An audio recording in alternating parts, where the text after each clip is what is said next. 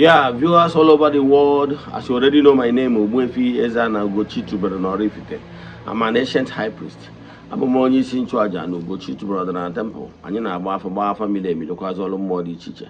Abụkwazi m onye isi nchụaja na ọdịnala Restoration Evangelical Mission, bụrụ onye mgbasa ozi ọdịnala Igbo. So you can call me a priest or an evangelist. I will answer. My mission is to help people live better life.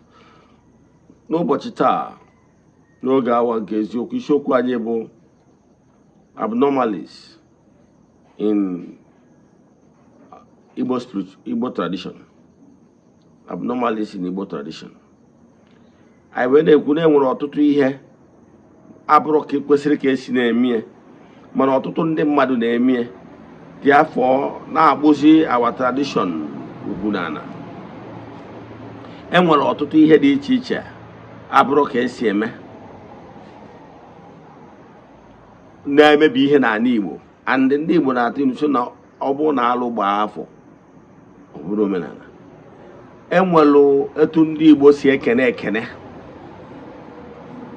enwelu ka nwaanyị si ekene di ekene, nwee ka nwa si ekene nne ya ekene, ịghọtara ya, nwee ka ndị chiri echichi si ekene ekene n'ala Igbo. Mana ọtụtụ ihe niile dị etu abastardize gị, ọ na-adịzi ka ọwụchọrọ iwuzi omenala ọzọ, ọ bụrụzi omenelu. Ọ ya ka anyị chọọ ka mmetụkasị ihe ndị aka ka ọ ga-abụ ị na-eme ịma na ihe na-akọmitu blọnda na ị na-eme terrible mistakes dị avoidable, kwesịrị na ị ga-eme avoid ma ọ bụrụ na ị chọrọ ka ị nata ngọzi si n'ihe ị na-eme. Because our culture and practices kwesịrị ịbụ a source of blessings, receiving blessings. Maka na onye fe eze elu ya. Before we dive into today's lecture proper, important announcements. I want to be child of the temple. Echefuna na annual festival I this year bụ September 15th. Atụrụ anya na onye ọbụla bụ child of the temple ga-participate riri na ya. Obodo oyibo in Nigeria ihe nwee ike ịbịa ụmụ na ya abịa. Ị ga-contribute really na saraka na ụta mgbaro etu anyị si eme ya na temple. Iji kwado saraka a na-eme annually for children of the temple. Nke bụ nwa wee chat na WhatsApp kwa ngwa ihe kwesịrị ime. Nke bụ anyị na month of August, monthly ritual anyị ka na-aga n'ihu, nwere ike iso ya all over the world ebe ọ bụla ị nọ. Distance is never a barrier in all we do in the temple. Isi ụtụtụ ejego na temple chụọ aja gọọ ọfọ kwubi okwu n'isi ndị na-eso ya all over the world, the friends of the temple, children of the temple, members of the Restoration Evangelical Mission and consecrated group. Etu aka isi eme till the last day of the month. Achụchụ aja nchịkọta. So ndị so na ya bụ aja ga-enweta nchịkọta ya bụ aja na their WhatsApp numbers only. Ya bụ ọ bụrụ na dị interested, chat m na WhatsApp.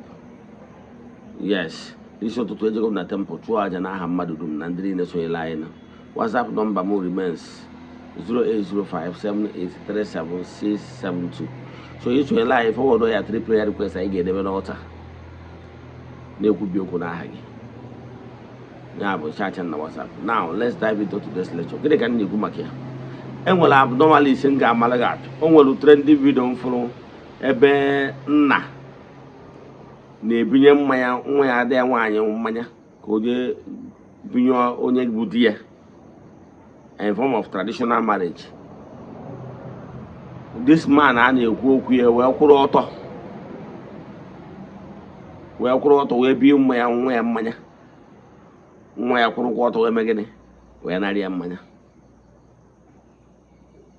Ọ bụrụ omenala Igbo. Kama na enweghị ọtụtụ ndị mmadụ bụ natad people, enweghị ọtụtụ ndị mmadụ ereziri from many places. So enwere ozi ụfọdụ iwe ike ịfụ ezigbo okenye enyere ọjị ka ọwa, ọ na-awa ọjị n'aha Jizọs. Ọ bụrụ is not done. Ịghọtara ya? Ọ da-awa ọjị n'aha, bụrụ etu a ka ọ dị gboo.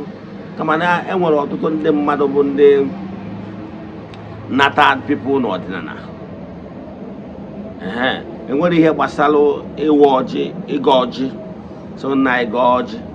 Enwere ihe gbasara ya na aha Jizọs, no.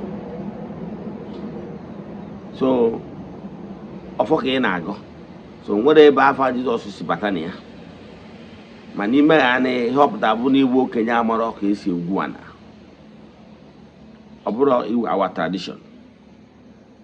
ịghọtara ya enwere ọtụtụ ihe abụrụ our tradition a na-eme n'ala Igbo ihe ọtụkwa nchọ ka ntinye ọnụ na ya bụ ndị a na-apụtanụ ifu onye echiri ọzọ ọ na-ana ịtọ ihe ahụ na-eme mmekasị mmadụ iji aka ya bunye onwe ya elu n'ebe ogo ya eruro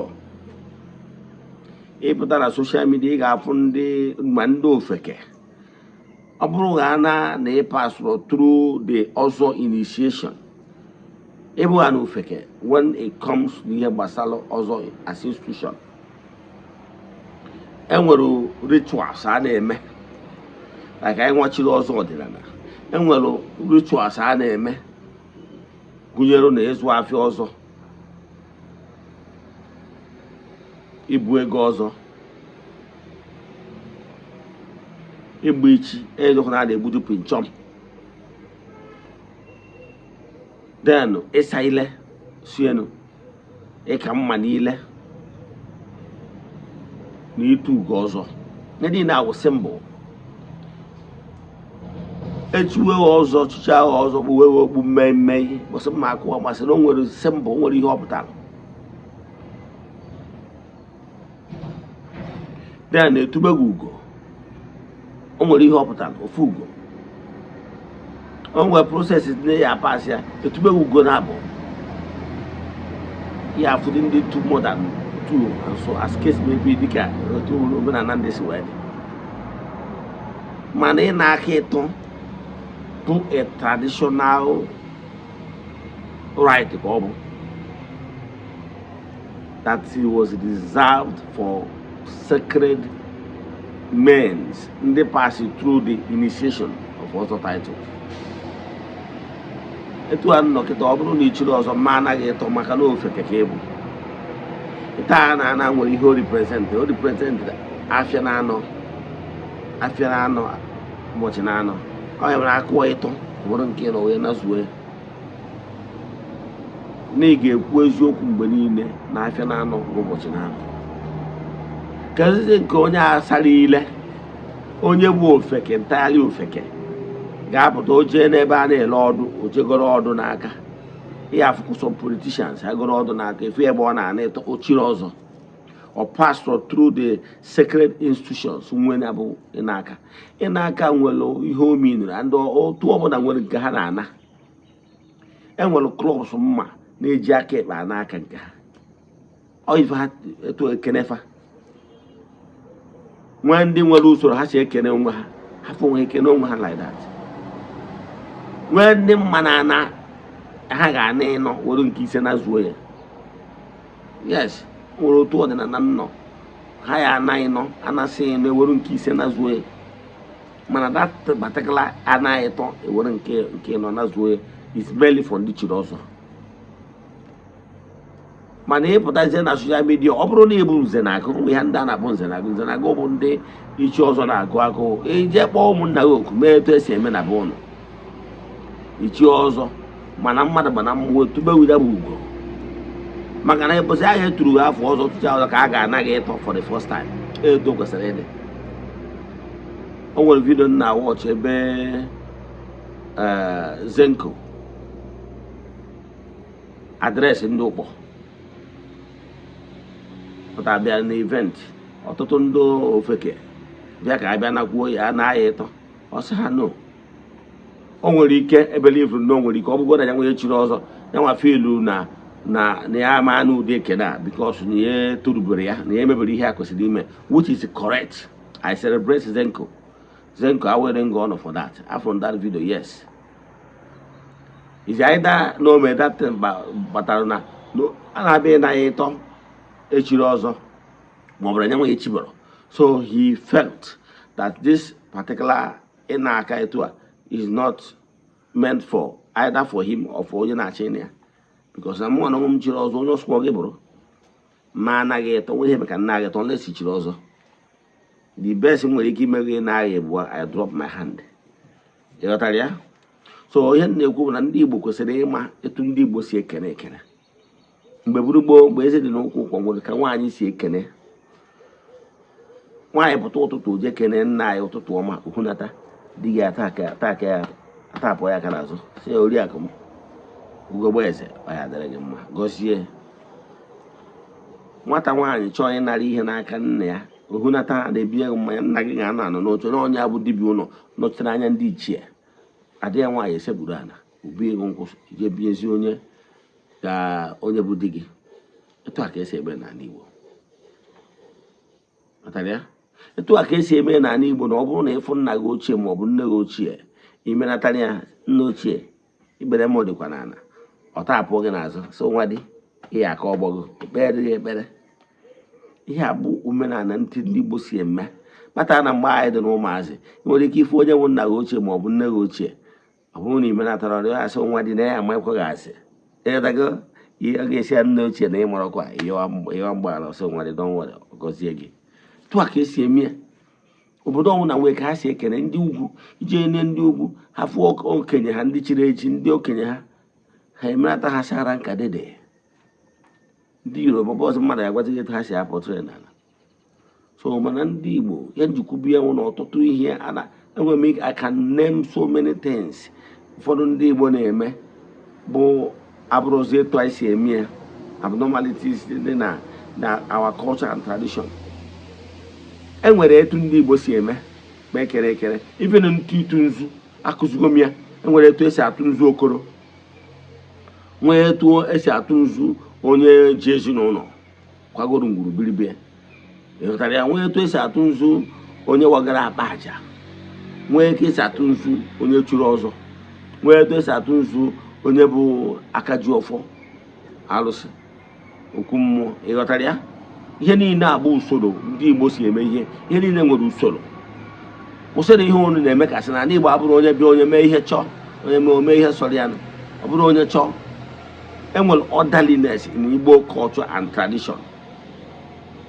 Ihe niile nwere usoro mana anyị bịazi kịtazi onye ọbụla na-emere ihe sọrọ ya onye ọbụla na-emere ihe sọrọ. Nwaanyị nwe ka nwaanyị si atụ nzu ịghọtara ya. O nwere ihe niile nwere usoro etu esi eme ya n'omenala Igbo ịghọtara ya. Ị kwesịrị ịgbakwu na ụmụ nwaanyị gadara ụmụ nwaanyị anaghị aga ọjị ịghọtara ya. Nwaanyị anaghị aga ọjị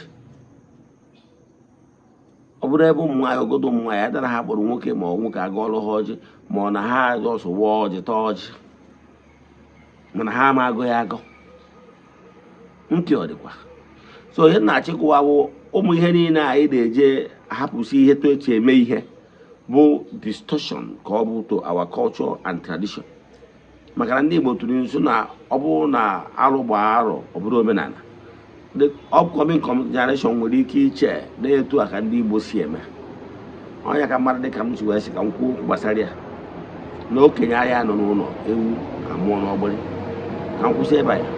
Inwe ajụ na nkụzi ma ọ bụla ịchọ ka agbara gị afa mmiri my WhatsApp nọmba eme 08057837672. Let us pray. Ekwere m na Chineke. Ekwere m na ọ dị ihe siri m ike nke Chineke na-apụghị ezi m ụzọ m ga-esi n'ugbo ya n'ihi na ọ mazụrụ ihe niile. Obi m siri ike na Chineke emeworo m ya gazie. May the blessings of Chukwu pụrụ m ihe bụ nke all may you be protected, may you be blessed now and forevermore. Ya gazie udo dịrị ọnụ.